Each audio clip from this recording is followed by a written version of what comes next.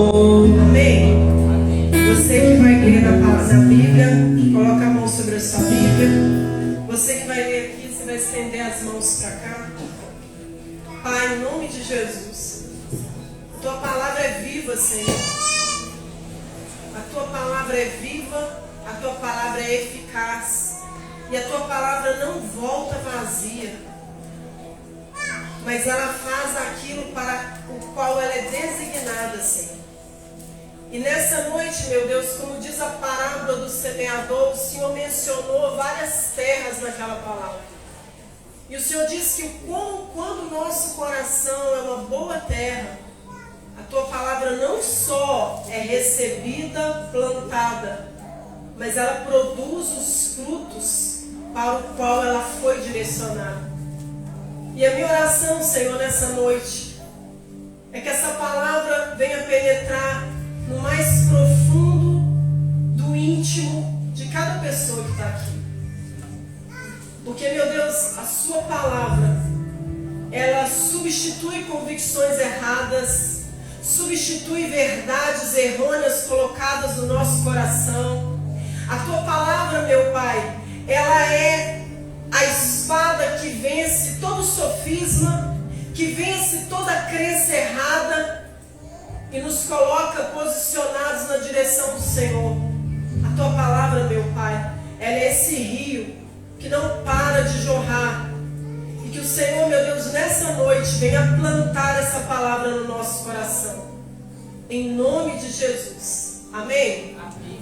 Toda vez que você vai ler a Bíblia, é bom que você sempre ore pedindo ao Senhor para que a palavra fique plantada no seu coração. Porque a Bíblia diz que a palavra de Deus é uma semente. O semeador semeia a palavra é a semente. E quando ela é plantada no nosso coração, o objetivo dela é fazer aquilo para o qual ela está sendo direcionada. Amém? Então Deus vai falar até você ouvir. Nós vamos ler a carta à igreja em Laodiceia.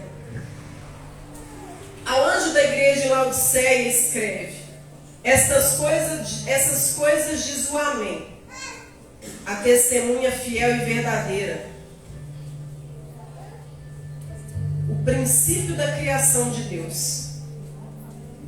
Conheça as suas obras, que nem és frio nem quente. Eu não falei versículo, gente? Não. Apocalipse, capítulo 3, versículo 14. Carta à igreja em Laodiceia. Vamos ler de novo, então. Acharam aí? Ao anjo da igreja em Laodiceia escreve: estas coisas diz o Amém, a testemunha fiel e verdadeira, o princípio da criação de Deus. Conheça as tuas obras, que nem és frio nem quente. Quem dera fosses frio ou quente. Vamos parar aqui. Por que Deus fala até a gente ouvir? Por que Deus virou para aquela igreja em Laodiceia, para os cristãos de Laodiceia, e começou a carta que foi direcionada a eles falando assim: você não é frio e você não é quente. Laodiceia era uma cidade turística. E ela atraía muitos turistas porque ela tinha águas termais. As águas chegavam em Laodiceia mornas. Quando Jesus fala, você não é frio nem quente, ele estava falando numa linguagem que o povo daquela cidade iria entender, porque eles conheciam a água morna. Vamos continuar. Aí diz assim: assim porque és morno e nem és quente nem frio, estou a ponto de vomitar-te da minha boca. Olha para mim, a água morna produz vômito. A pessoa toma água morna, ela sente vontade de vomitar. Por que Jesus traz essa menção? Porque eles conheciam a água morna. Jesus sempre vai falar conosco na linguagem que nós entendemos. Ele sempre vai falar conosco baseado na circunstância que estamos e da maneira que nós vamos entender. Se você pegar a carta à igreja de Tiatira, Deus não fala nada parecido com o que ele falou para Laodiceia. Sabe o que isso ensina para a gente? A maneira que Deus vai falar com você, talvez não seja igual à maneira que Deus vai falar com outra pessoa. Aqui eles iam entender exatamente do que Jesus estava se referindo. Continuando, diz assim: pois dizes, estou rico e abastado, e eu não preciso de coisa alguma. E aí Jesus fala: e nem sabes que tu és infeliz, sim, miserável, pobre, cego e nu. Olha para mim, a mais dura repreensão de todas as cartas do Apocalipse foi para essa igreja. E todos nós, em algum momento da nossa vida, somos Laodiceia. Laodiceia trata da autossuficiência. Laodiceia, Jesus está tratando a independência que eles criaram de Deus. Aqui Deus está tratando da autossuficiência que eles desenvolveram porque eles tinham recursos à sua volta. Então Deus não era mais a prioridade. Deus não era mais o primeiro. Deus não era mais aquele que primeiro era buscado, porque eles estavam cercados de recursos. E às vezes essa autossuficiência vem no momento em que as coisas se apaziguam, está tudo bem, tudo tranquilo, e aí você para de orar. Você não tem mais momento de oração. Você não tem mais momentos de jejum. Você não está tendo mais aquele cuidado com a sua vida espiritual, porque de maneira circunstancial as coisas se acalmaram. E a igreja de Laodiceia se tornou autossuficiente. Ela dizia o seguinte: eu não estou precisando de nada. Está bom do jeito que está. Eu não preciso fazer mais nada para Deus. Eu não preciso melhorar a minha vida com Deus. Do jeito que está muito bem. E aí Jesus vem para tratar isso.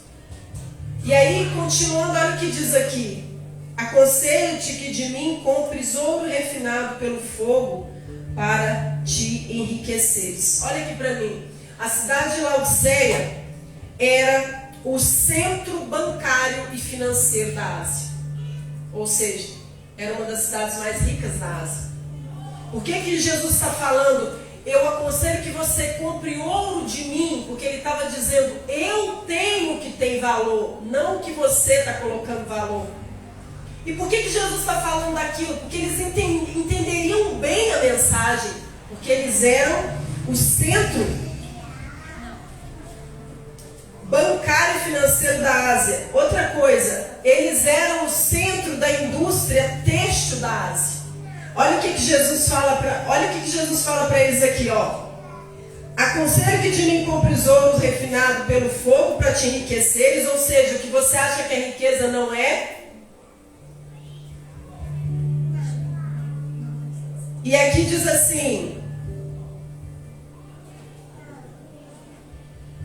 vestiduras brancas para te vestires. Por que ele está falando de vestidura? Porque lá era o centro da indústria têxtil. Eles produziam as vestes, as melhores vestes, as mais nobres. A cidade de Laodiceia também era, eles produziam um pó frígio, que o ingrediente daquele pó era usado em colírios, e aquele colírio curava problemas nas vistas. Aí você vê Jesus falando para eles assim, ó: vestiduras brancas para te vestires, a fim que não seja manifesta a vergonha da tua nudez, e colírio para ungires os olhos, a fim de que... Por que eu falei das 4 coisas que eles tinham? Porque Jesus aqui trata de uma forma, uma linguagem que eles entenderiam. O que eles produziam lá? Um colírio que curava o problema nas vistas. E Jesus fala o seguinte: você tem que comprar o meu colírio, você tem que receber do meu colírio, para que você saia da cegueira que você está. Ele fala, as vestes que você precisa não é aquelas que você produz, mas as que eu tenho, para que a sua nudez não seja mostrada. No começo, na primeira parte, ele fala que você tem que comprar ouro de mim, para você se enriquecer de verdade, porque tudo aquilo que eles consideravam riqueza não era. E por que eu estou lendo sobre Laodiceia? Para você entender que quando Deus for falar com você, Ele vai falar na linguagem que você entende. E às vezes, muitas vezes, existem situações persistentes na nossa vida que tem uma fala de Deus ali. Tem uma fala de Deus na persistência dessa situação. Tem uma fala de Deus na persistência dessa circunstância. Tem uma fala de Deus na repetição dessa história. Algo que acontece novamente, você não entende por que você está vivendo aquilo de novo. E Deus vai continuar falando até a gente, porque ouvir e escutar é diferente. Eu posso ouvir barulho, eu escuto muitas coisas, eu escuto som, eu ouço, né? Ouvir é sobre ouvir qualquer coisa. Agora, quando eu escuto, eu presto atenção e eu paro para refletir. O Espírito Santo te trouxe aqui hoje para que você escute, para que você atente e para que você olhe para essa circunstância e reflita no que Deus está te falando através disso. Porque existe um falar de Deus. E Deus não fala comigo como Ele fala com o Wanderson, como Ele fala com o Cauã. Porque existem... Aqui em Laodiceia, Deus falou do colírio porque eles produziam colírio. Deus falou da riqueza porque eles eram o centro comercial da Ásia. Eles eram uma cidade muito rica. Ele falou da água morna por quê? Porque eles entendiam sobre isso. Como Deus tem falado com você? Só você pode responder isso. Porque Deus, Ele fala conosco o tempo todo. Muitas vezes nós não estamos escutando, mas Ele fala de uma forma que te chama a atenção. Você quer saber quando Deus está falando com você? Ele vai atrair a sua atenção. Ele vai tirar a sua atenção de alguma coisa para trazer para Ele. Quanto mais rápido eu decido escutar o que Deus está falando, mais processos são acelerados na minha vida. Quanto mais eu demoro para escutar o que Deus está falando, os processos vão se atrasando na minha vida. E Deus, Ele não aceita nos perder. Você vê que nessa palavra Ele fala para aquele povo, para aquela igreja assim, ó: eu só repreendo e disciplino a quem eu amo. Sê, pois, zeloso e arrepende-te. Porque eu estou à porta e estou batendo. Se alguém ouvir a minha voz e abrir a porta, eu vou entrar na sua casa, eu vou ceiar com ele e ele vai ceiar comigo. Deus estava tratando aqui a autossuficiência daquele povo. E quantas vezes a gente se torna autossuficiente? Deus é o último a quem a gente recorre. Deus é o último com quem a gente fala. A gente passa por uma situação e a gente recorre a tudo, a todos primeiro, para depois então recorrer a Deus. Eu recorro a todas as possibilidades que eu tenho para resolver, para depois então apresentar aquilo para Deus, quando Deus tinha que ser o primeiro a ser buscado, o primeiro a quem eu devia buscar e apresentar. E aí eu não oro, eu não jejuo, eu não paro diante da palavra e eu vou tentando resolver, eu vou tentando fazer, eu vou buscando quem pode me ajudar. E fazer isso é se tornar autossuficiente. E Deus estava tratando nessa igreja esse distanciamento que eles tiveram da dependência de Deus. Esse distanciamento que foi acontecendo, esse esfriamento. O coração daquela igreja, o coração daquelas pessoas era um coração morno. Quando o nosso coração está morno, quando a nossa fé está morna, a gente não consegue ter percepção do que Deus está fazendo, do que Deus está falando. E Deus criou cada um de nós para ter relacionamento particular e pessoal. Todas as vezes que você deixa de orar um dia, você deixou de ouvir o que Deus tinha para aquele dia. Você deixou de receber o pão que Deus tinha para aquele dia, o alimento daquele dia. E Deus não vai nos perder. Eu estava vendo um bombeiro falando que quando a pessoa sofre uma parada cardíaca e eles vão fazer a ressuscitação, muitas vezes as costelas são quebradas para o coração voltar a bater. E Deus falou muito no meu coração que existem quebraduras na nossa vida que acontecem para a gente não morrer. Existem costelas que Deus vai permitir que se quebrem para o nosso coração voltar a queimar por Ele, voltar a bater por Ele, voltar a olhar por Ele. E quando a costela é quebrada, leva um tempo para ela cicatrizar, leva um tempo, tem um processo de cura. Só que muitas vezes a única maneira do coração voltar a bater é quebrando as costelas.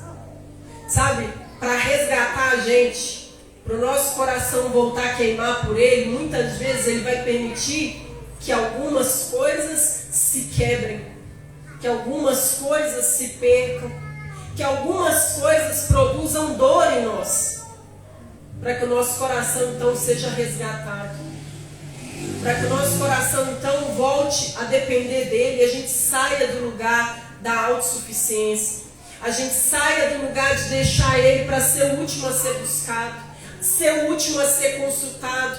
Eu não consulto a Deus para decidir, aí dá errado. E aí eu tenho que ficar correndo atrás para resolver. Mas se eu tivesse consultado, orado, buscado confirmação antes de fazer, eu não estaria passando pelo resultado daquilo. Mas a autossuficiência leva a gente a não consultar Deus sobre o que a gente precisa decidir fazer. E aí a gente vai às vezes vivendo situações repetidas justamente porque nós não consultamos primeiro. E a gente pede socorro depois. Aí a gente vai vivendo uma série de problemas que precisamos resolver, mas não consultamos antes de fazer, antes de entrar. Senhor, o Senhor quer que eu faça isso? É isso que o Senhor tem para mim? Eu vou orar. E eu não vou tomar nenhuma decisão até o Senhor confirmar se é isso. Eu não vou tomar nenhuma decisão até o Senhor me dar certeza que é isso que eu tenho que fazer. De alguma forma, Deus vai falar e vai te convencer se é aquilo ou não. O Espírito Santo colocou no meu coração essa noite. Nós estamos na série Os Milagres de Jesus. E eu vou falar para você de um milagre que eu orei, que eu jejuei e pedi ao Senhor que nessa noite Ele derramasse essa graça sobre a igreja. Para que aquilo que aconteceu naquele dia, o milagre que aconteceu naquele dia com aqueles discípulos acontecesse, se replicasse hoje à noite aqui. Amém? Depois que Jesus ressuscitou, eu falei de Laodiceia para você entender que Jesus vai falar com você em uma linguagem que você entende. Eu só dei a introdução na nossa mensagem, nós vamos entrar na mensagem agora. Amém? A introdução é para você entender que Ele não fala com você de uma maneira que você não entenda. Ele fala da maneira que chama a sua atenção. E aqui, ó, no livro de Lucas 24, põe no versículo 30, Pedro.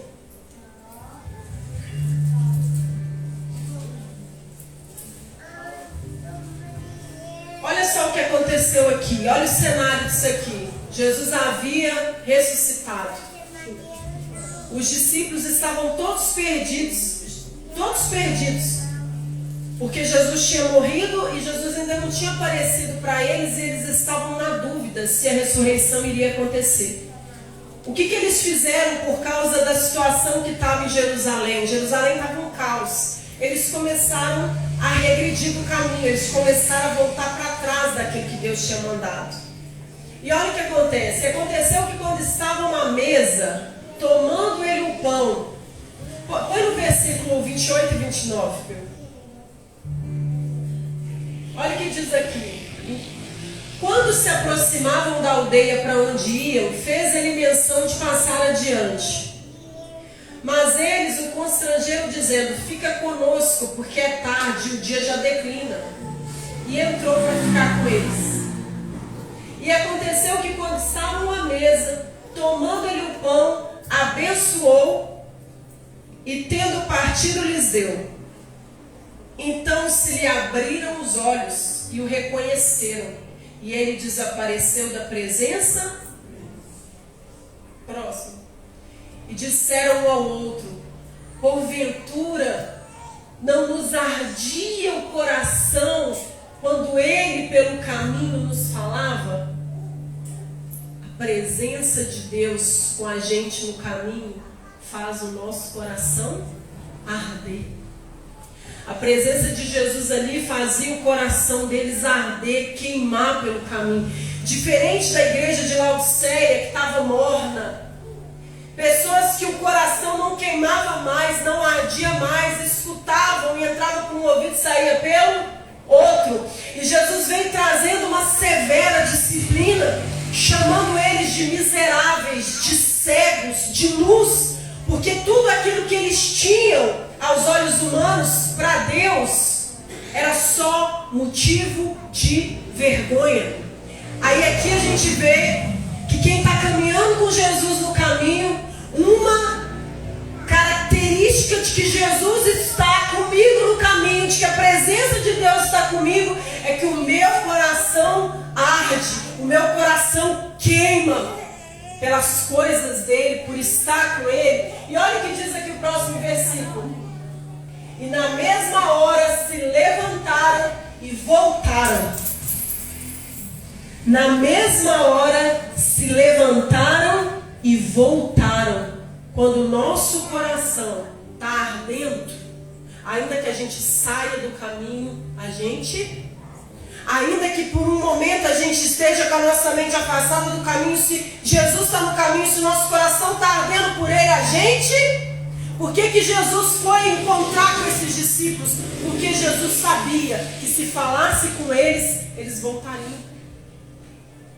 Já a igreja de Laodiceia foi admoestada de outra forma. Jesus já deu ali uma sentença: se a partir de hoje vocês não mudarem, se a partir de agora vocês não mudarem, e ali no final ele fala sobre a salvação, porque o afastamento se tornou gigantesco. E hoje o Espírito Santo, ele quer que os seus olhos se abram para que você perceba Jesus no caminho. Ele quer que seus olhos se abram para que o seu coração arda pelas coisas de Deus, queime pelas coisas de Deus, para que você então volte a andar pelo caminho que Ele direcionou para você. A Bíblia diz que as boas obras já foram criadas para que a gente o quê? Só andasse nelas. Ou seja, tudo que a gente tem para viver já está. A gente só precisa ouvir a voz de Deus para andar no caminho certo. E enquanto a gente não escuta, o que aconteceu com aqueles discípulos? Eles estavam saindo do caminho, porque não estavam ouvindo a voz de Deus. No momento em que os olhos deles são abertos, eles voltam para a direção de Deus. Deus quer te colocar hoje na direção dele. Deus quer hoje localizar você na direção que Ele tem, nas boas obras que Ele já criou para você andar. E sabe quando isso acontece? Quando você abre mão da autossuficiência, quando você abre mão disso e diz: Senhor, eu quero ver aquilo que o Senhor viu para mim, eu quero andar nas obras que o Senhor tem para mim, eu quero rasgar os meus planos hoje e declarar para o Senhor que seja feita na terra como é. Jesus, na oração do Pai Nosso, ensinando a gente como orar, ele diz assim: que seja feito na terra como é no céu. No céu tem doença? Não. No céu tem desordem? Não. No céu tem falta? Não. No céu tem desarmonia? Não. E ele ensinou a gente a orar declarando o seguinte, declarando o quê? Que seja feito na terra como é no céu. Essa declaração, ela é poderosa. Essa declaração coloca em harmonia o seu corpo, a sua saúde, as suas finanças, o seu casamento, os seus filhos. Porque quando você declara que seja feito na terra como é no céu, você está dizendo, em outras palavras, eu quero viver o que nem olhos viram, o que nem ouvidos ouviram, o que não jamais penetrou no coração humano. Porque a Bíblia não diz que é isso que ele prepara para quem ama ele? A gente já foi no céu? A gente sabe o que tem lá? Não. Mas ele mandou a gente declarar que seja feito na terra como é? No céu. Então, o que é no céu é muito melhor do que o que tem na terra.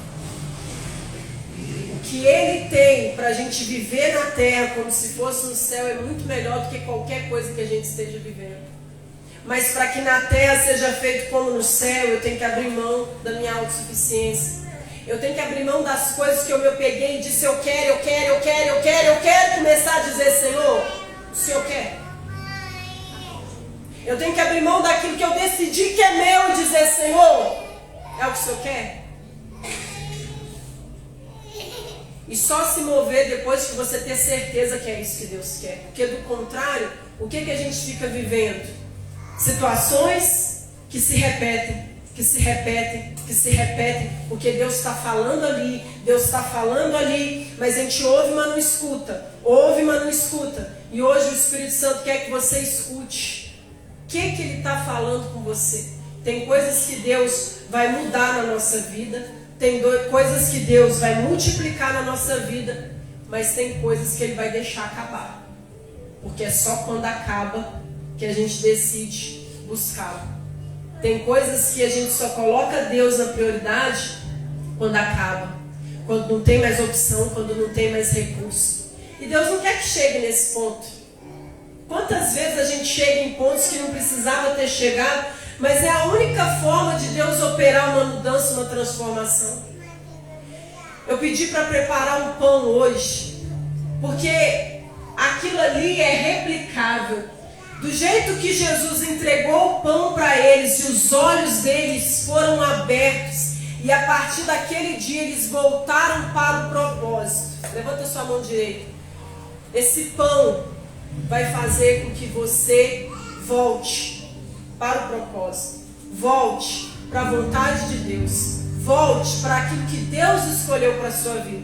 Se você hoje dizer assim, Senhor, eu abro mão de tudo que eu disse que era meu, e eu quero declarar que seja feito na terra como é no céu.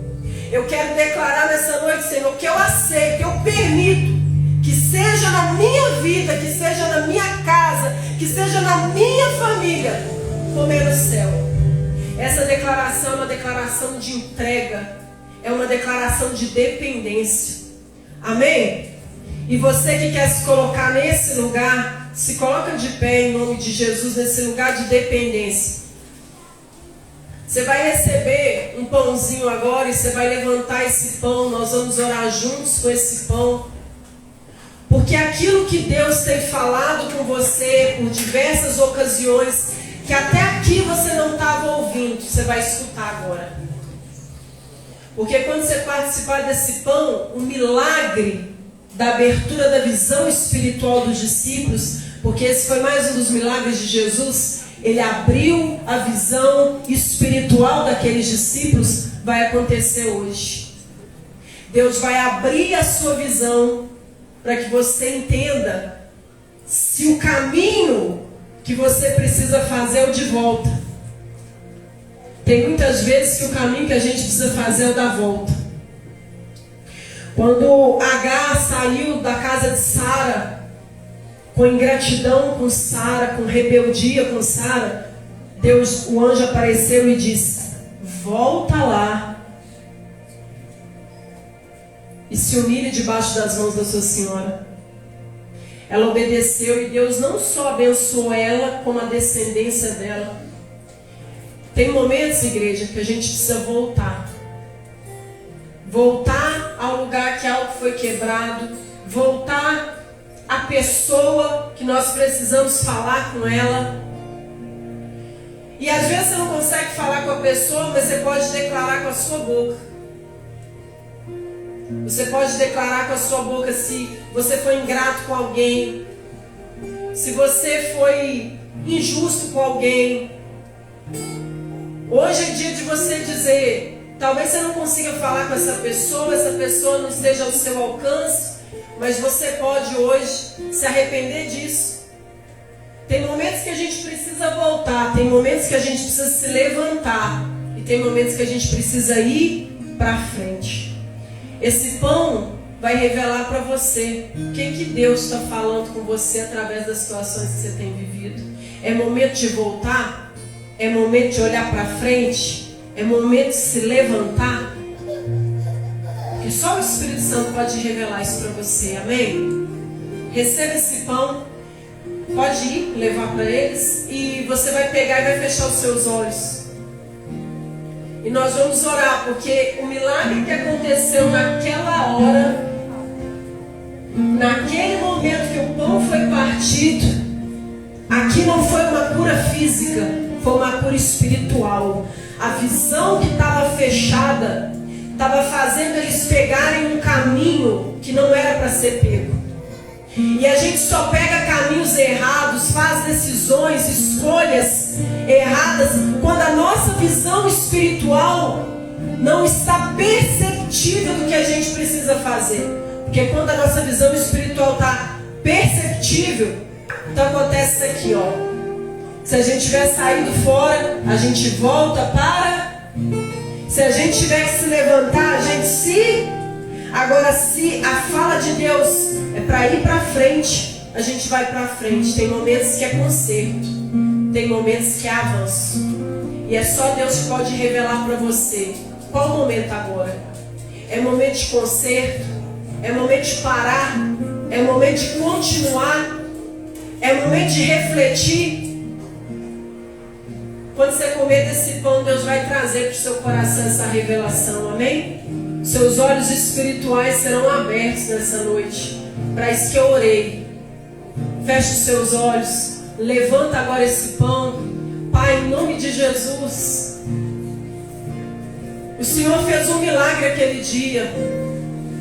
Um milagre que abriu a visão espiritual daqueles discípulos, meu Pai, que estavam atordoados com as circunstâncias. Eles estavam perdidos com as circunstâncias, Senhor. E eles começaram a sair do caminho que eles tinham que estar. Só que no momento em que eles comem do pão, a visão espiritual se abre. O coração deles então arde. E eles voltam para o lugar em que o Senhor queria que eles estivessem. Eles voltam para Jerusalém. Senhor, o Senhor sabe, meu Pai, em que momento essa pessoa está vivendo hoje. Se o que hoje ela precisa, Senhor, é de se levantar. Se o que hoje ela precisa, Senhor, é olhar só para frente e esquecer todo o resto que ficou para trás. Ou se talvez o que ela precisa hoje, Senhor, é parar para refletir, porque existem decisões que ela tem que tomar, Pai.